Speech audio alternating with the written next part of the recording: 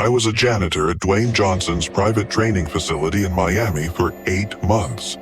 Everyone called it the most motivational place on earth. But I saw something during those midnight sessions that froze my blood. It started when Jason Statham began coming for special training. Dwayne's eyes would turn jet black during workouts. The head trainer pulled me aside and whispered, "Kid, whatever you think you saw in that basement gym, pretend you didn't." But I couldn't, because what I witnessed wasn't just muscle building. It was something ancient, feeding on human strength and willpower. Some stories don't get told because they're too unbelievable, others because they're too dangerous. This isn't one of those viral horror stories filled with jump scares and fake blood. What you're about to hear is much darker, something that actually happened. This is about control, obedience, and what really happens behind the walls of a gym you've probably seen on social media. You've heard about the motivational posts, workout videos, the brotherhood between action stars.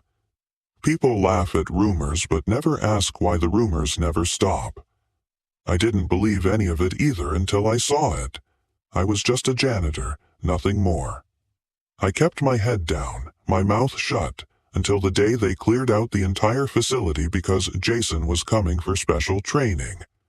That's when I knew something was wrong.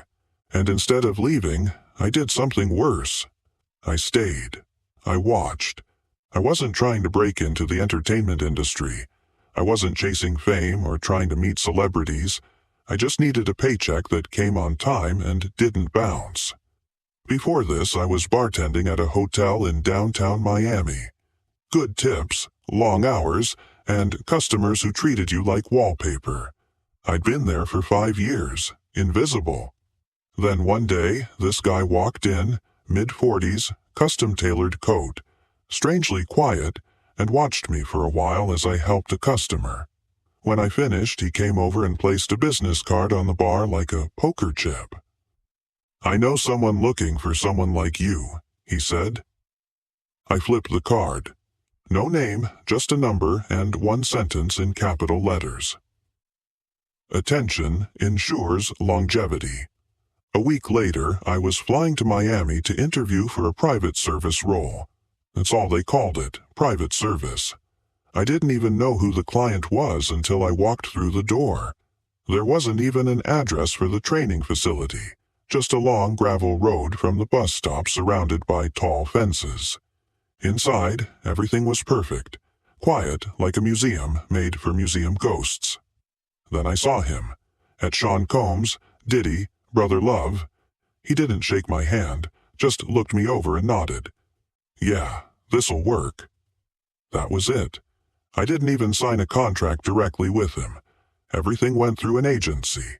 Non-disclosure forms, direct wire transfer account in the Caymans, and a straight rule book. No phones upstairs unless they were his. No locked doors unless they were locked. No talking unless spoken to. The money was insane. $8,000 a month plus accommodation in a guest suite, meals, black car access, and bonuses every holiday. They told me I was there to keep equipment running, clean, manage deliveries, prep spaces before workouts, and just be there. That last part stuck with me. The guy who hired me pulled me aside before I started and said, "Dwayne likes having calm people around him. It makes him feel more comfortable, especially the humble ones. You're not flashy," he said. "That's good. Don't be flashy." I didn't know what that meant. I still don't. Not really. But I quickly learned how the facility worked. No clocks, no windows in certain hallways, music playing in rooms where no one was. Diddy didn't walk. He glided, like his shoes never touched the ground. Some days he wouldn't say anything. Just pass by you like you were a lamp. Other days he'd look, hold eye contact too long, then flash that grin like he was remembering a private joke. This was before Jason Statham came. The first time Diddy spoke to me directly was so ordinary it barely registered. I was polishing the weight bars in the training room. He was coming down the stairs in socked feet. Nothing but cotton friction and expensive carpet creaking. I looked up just in time to see him looking at me, eyes locked. "Hey, how's it going?" he said with that flat, unreadable smile. "Keep up the good work." Then he kept walking. No eye contact after that, just disappeared into one of the back rooms. And for a moment, I felt relieved. Maybe I'd imagined it. Maybe this was just a rich guy with weird habits. But then came the other moments, the ones that didn't make sense. There's a long hallway on the second floor, no windows, mirrors covering both sides. One night around 1 a.m., I was checking locks before going in. I turned into the hallway and nearly jumped. Diddy was just standing there, in the middle of the hallway and not moving, watching the wall mirrors, watching himself. I froze, didn't want to interrupt, but I swear he wasn't looking at his face. He was looking at his own eyes, like he was waiting for them to blink first. Then, without turning, he said, "Have you ever watched yourself long enough to start seeing someone else?" I didn't answer. He turned and walked away.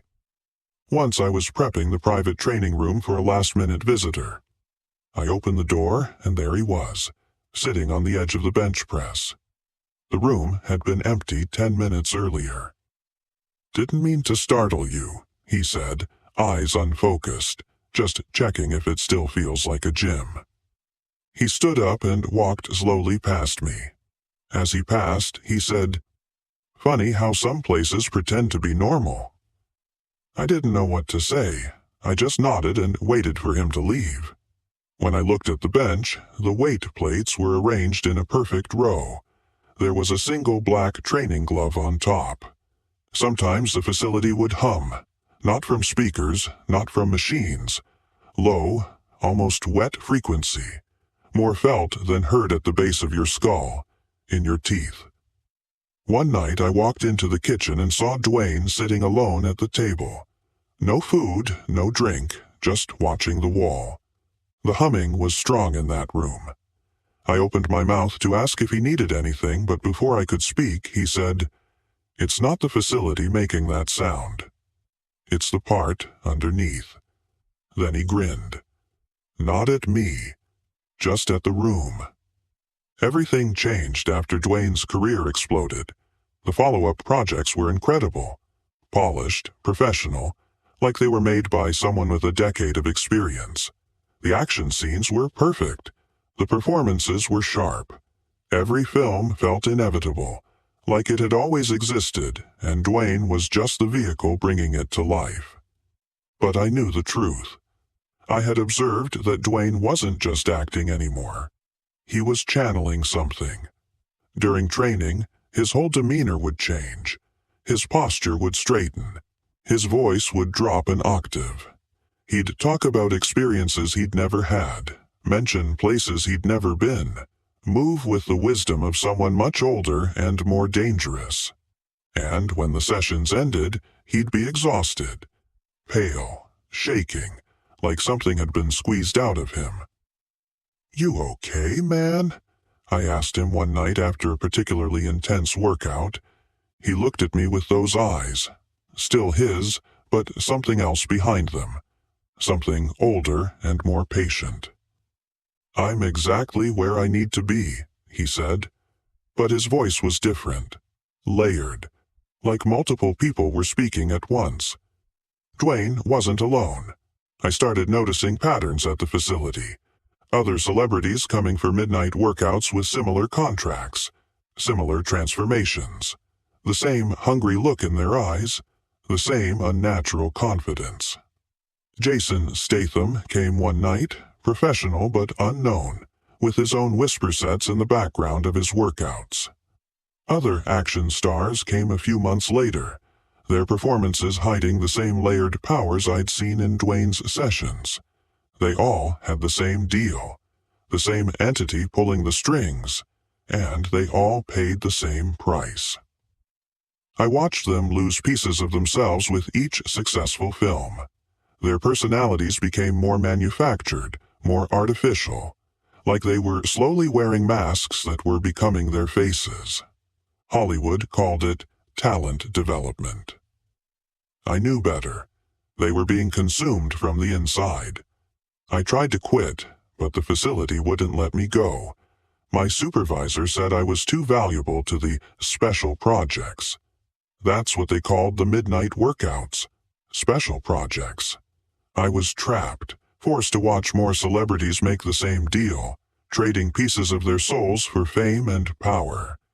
But one night, something different happened. Dwayne came for his usual workout, but this time he looked scared.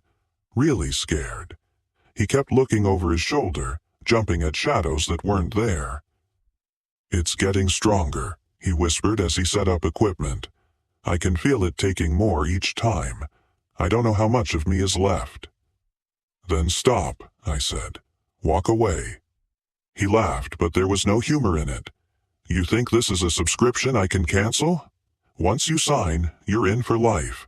And when that life ends..." He stopped, looking at something I couldn't see.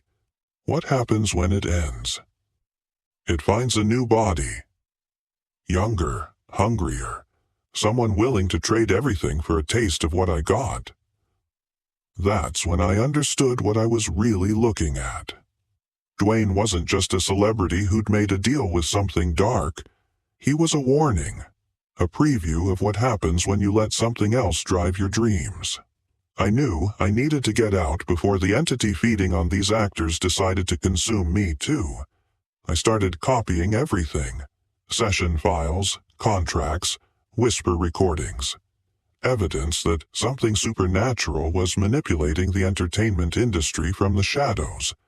But every time I tried to save files, they corrupted. Every contract photo I took came out blurry. It was like the entity knew what I was doing and was actively preventing exposure. So I did the only thing I could. I memorized everything. Every detail, every conversation, every moment of horror I witnessed. And then I got out.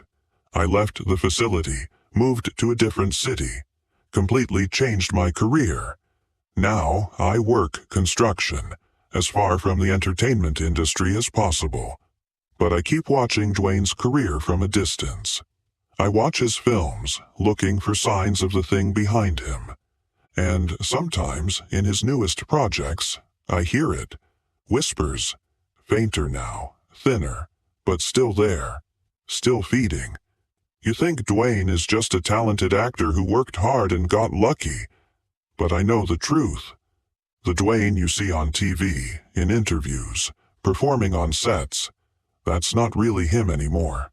That's something else wearing his voice, his face, his dreams. The real Dwayne Johnson was lost piece by piece during those midnight sessions, traded for blockbuster films and roles at the top of Hollywood. And the thing that replaced him? It's still there, still making movies, still looking for the next hungry actor willing to sign their soul for fame. So, next time you watch a Dwayne Johnson film, watch carefully. Underneath the polished production and charismatic performance, you might catch it. Whispers. Proof of what he really traded.